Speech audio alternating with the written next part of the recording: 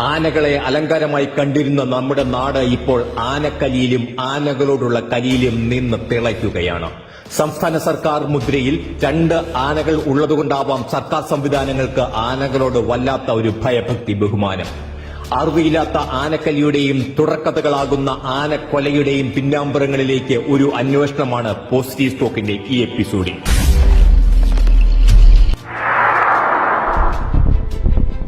പ്രാണരക്ഷാർത്ഥം അയൽവാസിയുടെ വീട്ടുമുറ്റത്തേക്ക് ഓടിക്കയറിയ അജീഷ് എന്ന യുവകർഷകനെ കാടുവിട്ടെറിഞ്ഞ് കാട്ടാന ചവിട്ടിക്കൊലപ്പെടുത്തിയിട്ട് 3 ദിവസം പിന്നിട്ടിട്ടും മയക്കുവെടിയേറ്റതുപോലെ വനം വകുപ്പും സർക്കാർ സംവിധാനങ്ങളും മെല്ലെപ്പോക്ക് തുടരുകയാണ്. കർഷകന്റെ ജീവനെടുക്കുന്ന കാട്ടാനകളെ കാലപുരിക്ക് അയക്കുവാനുള്ള കരുത്ത് ഈ നാട്ടിലെ കർഷകനെ ഇല്ലാഞ്ഞിട്ടല്ല, കർഷകനെ കുരുതി കൊടുക്കുവാൻ കാത്തിരിക്കുന്ന വനം വകുപ്പിനെ ഭയന്നിട്ട് മാത്രമാണ് അവർ അത് ചെയ്യാത്തത്. വന്യജീവി സംരക്ഷണ നിയമം സെക്ഷൻ 11(1)(a) പ്രകാരം മനുഷ്യന്റെ ജീവനും സ്വത്തിനും കൃഷിക്കും നാശമുണ്ടാക്കാവുന്ന ഏത് മൃഗത്തെയും വെടിവെച്ച് കൊല്ലുവാനുള്ള ഉത്തരവിടുവാൻ ചീഫ് വൈൽഡ് ലൈഫ് വാർഡനും CRPC 133(1)(f) പ്രകാരം മജിസ്ട്രേറ്റ് എന്ന നിലയിൽ ജില്ലാ കളക്ടർക്കും അധികാരമുള്ള ഒരു നാട്ടിലാണ് കഴിഞ്ഞ ഒരു വ്യാഴവട്ടക്കാലത്തിനിടയിൽ 1478 മനുഷ്യജീവനുകൾ വന്യജീവികൾ കവർന്നെടുത്തിട്ടും ഇവിടുത്തെ ഭരണകൂടങ്ങൾ ആയുധങ്ങൾ ഉറയിലിട്ട് ഉറക്കം നടിക്കുന്നത്. കഴിഞ്ഞ ദിവസം ദീപിക ദിനപത്രം മുഖപ്രസംഗത്തിൽ പറഞ്ഞതാണ് വാസ്തവം. വന്യജീവി ആക്രമണങ്ങളിൽ നിന്നും രക്ഷിക്കുവാൻ ഈ സർക്കാരിനോട് പറയുന്നതിലും ഭേദം കൊല്ലരുത് എന്ന് വന്യമൃഗങ്ങളോട് അഭ്യർത്ഥിക്കുന്നതാണ്. കഴിഞ്ഞ ദിവസം ആന ജീവനെടുത്ത അജീഷിന്റെ മകളുടെ വാക്കുകൾ വിതുമ്പലോടെ കേൾക്കാനാവൂ. എന്റെ ഡാഡിക്ക് സംഭവിച്ചിറങ്ങി ഇനി ഒരു മനുഷ്യർക്ക് പറ്റാൻ പാടില്ല. വയനാട്ടില് ഞാൻ കരഞ്ഞ എത്ര വേറൊരു കൊച്ചു ഇനി കരയാൻ പാടില്ല. കാട്ടിൽ എത്രോളം ഭക്ഷണങ്ങൾ കിടക്കുന്നു ആ കാട്ടാനയ്ക്ക്. വെള്ളമില്ലേ, പിന്നെ എന്തുകൊണ്ട് കാട്ടാൻ ഇവിടെ വന്നു?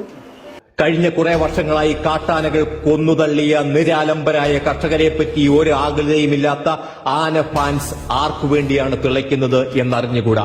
കഴിഞ്ഞ ദിവസം തണ്ണീർക്കൊമ്പൻ എന്ന ഒരാന ചത്തപ്പോൾ കണ്ണീർ വാർത്ത് അനുശോചന പ്രമേയവും പാസാക്കി 5-അംഗ അന്വേഷണ കമ്മീഷനെ നിയമിച്ച നിയമ സംവിധാനങ്ങൾ വീടിന്റെ ഗേറ്റ് ചവിട്ടിപ്പൊളിച്ച് അതിക്രമിച്ച് അകത്ത് കയറി 4 പിഞ്ചു കുഞ്ഞുങ്ങളുടെ മുമ്പിലിട്ട് ഒരാളെ ചവിട്ടിക്കൊന്നിട്ടും അവർ വന്യമായ നിസ്സംഗത തുടരുകയാണ്.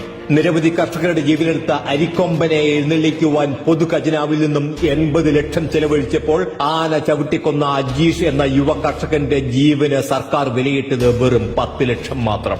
റേഡിയോ കോളർ ഒരു ആഭരണം പോലെ അഭിമാനത്തോടെ കഴുത്തിൽ അണിഞ്ഞുകൊണ്ട് ആനകൾ വനപാലകരെ നോക്കി വെല്ലുവിളിച്ചുകൊണ്ട് കൊലവിളികൾ തുടരുന്നു ഈ നാട്ടിൽ.